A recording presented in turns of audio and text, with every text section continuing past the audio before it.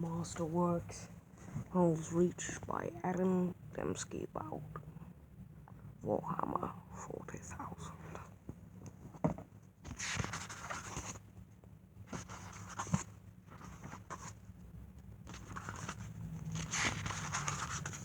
I will die in this world. I cannot tell where this conviction comes from. Whatever birthed it is a mystery to me, and yet the thought clings like a virus, blooming behind my eyes and taking deep root within my mind. It almost feels real enough to spread corruption to the rest of my body like a true sickness. It will happen soon, within the coming nights of blood and fire. I will draw my last breath, and when my brothers return to the stars, my ashes will be scattered over the priceless earth of this accursed world. Armageddon. Even the name twists my blood until burning oil beats through my veins. I feel anger now, hot and heavy, flowing through my heart and filtering into my limbs like a boiling poison. When the sensation, and it is a physical sensation, is at my fingertips, my hand, and curls into fists, I do not make them adopt this shape. It simply happens. Fury is as natural to me as breathing. I neither fear nor resent its influence on my actions. I am strong, born only to slay for the Emperor and the Imperium. I am pure, wearing the blackest of the black, trained to serve as a spiritual guide as well as a war leader. I am wrath incarnate, living only to kill until finally killed. I am a weapon in the eternal crusade to forge humanity's mastership of the stars. Yet strength, purity, and wrath will not be enough. I will die on this world. I will die on Armageddon. Soon my brothers will ask me to consecrate the war. It will be my death. The thought plagues me not because I fear death. But because a futile death is anathema to me. But this is no night to think such things. My lords, masters, and brothers have gathered to honor me. I am not sure I deserve this, but as with my sixth sense of foreboding, this is a thought I keep to myself. I wear the black and glare from behind the skulled visage of the immortal Emperor. It is not for one such as I to show doubt, to show weakness, to show even the whispering edges of blasphemy. In the holiest chamber of our ancient flagship, I lower myself to one knee and bow my head, because this is what is asked of me. The time has come after a century and a half, and I wish it had not. My mentor, the warrior who was my brother, father, teacher, and master, is dead. After 166 years of his guidance, I am on the edge of inheriting his mantle. These are my thoughts as I kneel before my commanders. This bleak mush of my master's death and my own yet to come. This is the blackness that festers unspoken. At last, unaware of my secret torments, the High Marshal speaks my name. Grimaldus, High Marshal Helbrecht intoned.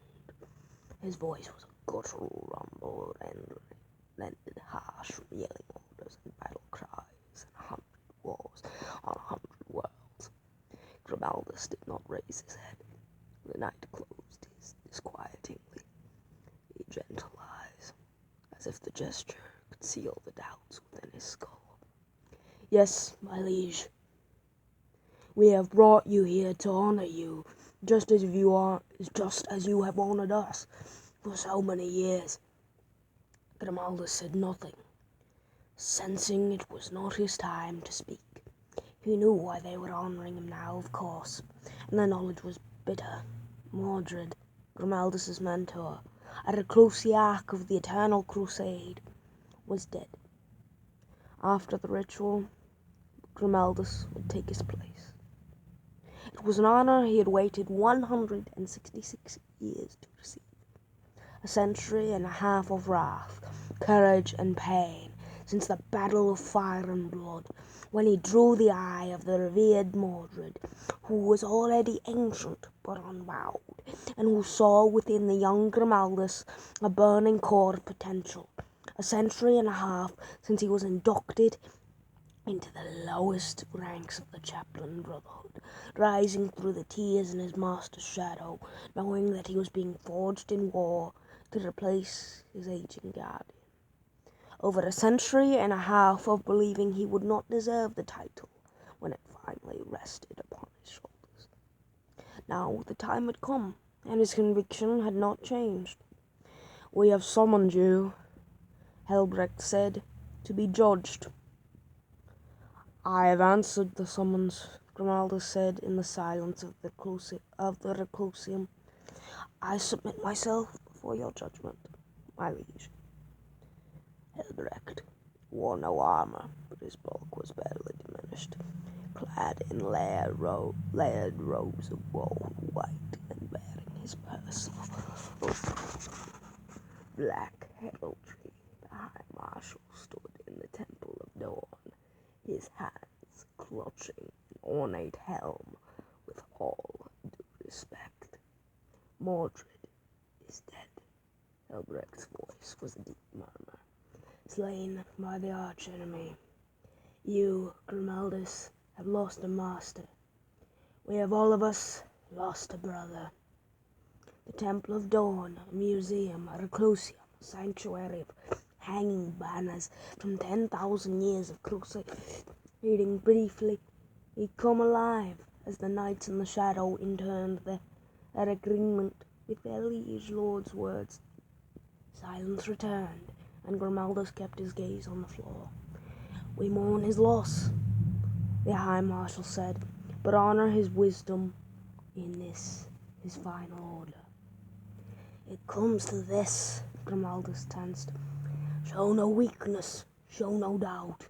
Grimaldus, warrior priest of the Eternal Crusade, it was the belief of Reclusiarch Mordred that upon his death you would be worthiest of our brother chaplains to stand in his stead. His final decree before the returning of his gene seed to the chapter was that you, of all your brethren, would be the one to rise to the rank of Reclusiarch." Grimaldus opened his eyes and licked lips that had suddenly turned dry.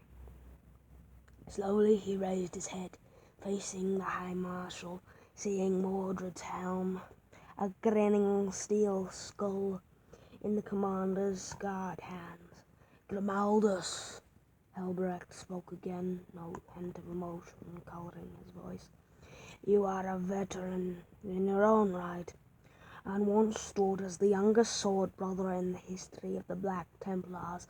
As a chaplain, your life has been without cowardice or shame, your ferocity and faith without equal.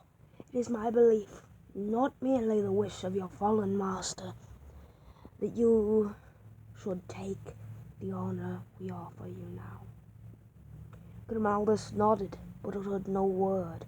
His eyes, so deceptively soft in their gaze, did not waver from their stare.